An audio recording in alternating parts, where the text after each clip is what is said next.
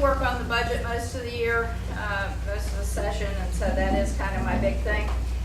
Most of the Dems will tell you this was a really easy year for the budget, probably because over the last 7 years, 6 years, they've passed 37 fees and taxes. When there's a lot of money, it's a little easier. But one would think if we've actually solved our budget problem, we wouldn't be continuing to do the games that they do within the budget, to make it work. Like, for instance, we have taxes that pay for program open space. You all have heard about that. They went ballistic when Governor Ehrlich, like other governors, had taken some money out, but all of a sudden it's okay to do that. But what this governor does is he then he takes that money, puts it into where he can spend it for anything, and then replaces it by selling bonds, debt. Okay, so instead of paying cash, we've got 15-year bonds that are being sold to do that. So one would think if we've really solved our budget problem, we wouldn't be doing that anymore, wouldn't you think?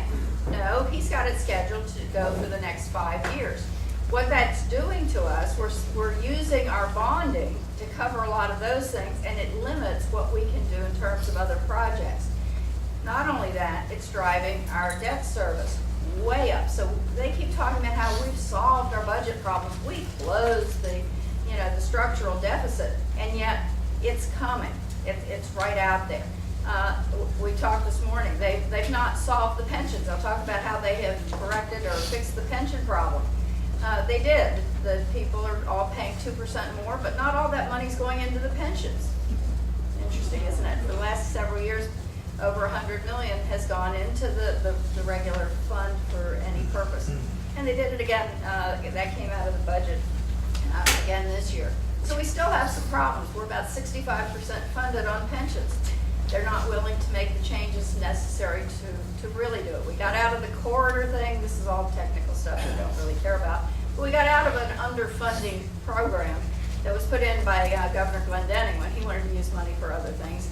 So we got out of that, but we took the backlog of where we were behind, and we're going to spread that out over 25 years. So to correct our underfunding problem, we're going to, for the next 25 years, underfund more than we would have underfunded without getting out of that. Does that make any sense to you?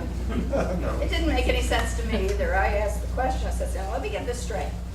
We're going to fix an underfunding problem by spending less than we would have spent, or putting less into the pensions than we would have spent if we didn't fix the underfunding problem. Is that right? Yeah, that's right. So you're going to hear them say we fixed the pensions. It's a lie.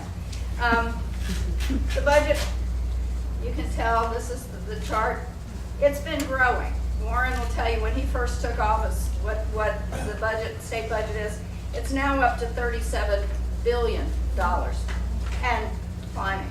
The fact that we have hit our debt service limit is one problem, but another problem is that's paid for by our property taxes, the state property taxes. But what's happened is the spending is going up beyond what the property taxes will bear. They're projected to be relatively level, so we've got this gap on our debt service. So we're setting ourselves up for a future property tax increase or another tax increase to cover that. So I guess 37 isn't enough. I'm not sure what they're going to do beyond that. But anyway, I believe 2 days ago was Tax Freedom Day for Maryland. We're one of the latest in the country. And that's only based on 2010 taxes. There have been more since that. So I'm guessing next year will probably be mid-July to get it to where we're actually working for ourselves. Another thing that came through, and we had a part in it because I'm on the Appropriations Committee, is the gas tax. You all heard about that. This chart I thought was interesting. Neil Parrott put this together. The 2 years leading up to the election, these are what the gas prices will look like, short of any embargoes or whatever. And these are what's going to happen to our gas prices after the election. And then you're going to hear all the people who took the really bad vote and voted for that are going to tell you that we fixed the problem with the Transportation Trust Fund because we now have a lockbox on the Transportation Trust Fund. Oh, hey, you guys are so cynical. I can't believe you're not going back. I mean, the the amendment, the constitutional amendment, which will be on the ballot, says that we're going to protect it because the governor would have to declare a fiscal emergency. Hello, 7 years in a row. What do you think? Okay, so he's probably going to do that. But in order to take money out of the Transportation Trust Fund, you're going to have a vote of 3/5 of each of the houses of the legislature. That sounds great, doesn't it? 3/5 in the House is 85 votes. That's nice. That's more than the 71 to pass a bill. However, it is less than the 98 votes they have, the 98 Democrats.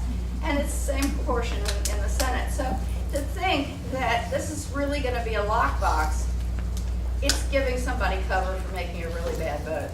It's better than what it would have been, but it certainly is no lockbox. The other thing they did when they put that bill together, they took out of the bill the different sources of revenue that went into the transportation fund as defining it within the bill. Now, we were told in committee that that was okay to do because it's already defined in law. But by not having it in that constitutional amendment, there is concern that they can just by law take one of those revenue sources and pull it out, and it'll just never get into the Transportation Trust Fund. So you're going to hear people say, oh, the budget was a lot easier this year because, we have all this money. Wrong.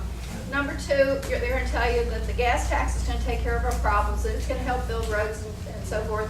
And yet Governor Brown is down, Lieutenant Governor Brown is down in D.C. telling them that we now have the money to make it so that we can get approval for these mass transit systems. One in D.C., one in Baltimore. They want to make it regional, so we're going to get both regions. And then number three, that we're going to have a lockbox, none of which is true. We fight these things all the time. We try to do the best we can. Let me give you a piece of good news, though, before I turn it over to Warren. I know I talk too much. Something that I actually did get done, not this year, but last year, I made a big fuss about the audits and how bad the audits have been. Maybe you all saw some of it. I was getting a lot of good press on it. I didn't get my bill through. But what the Joint Audit Committee did was take essentially what I wanted for my bill. Instead of 3 repeat findings, they went to 4. Fine.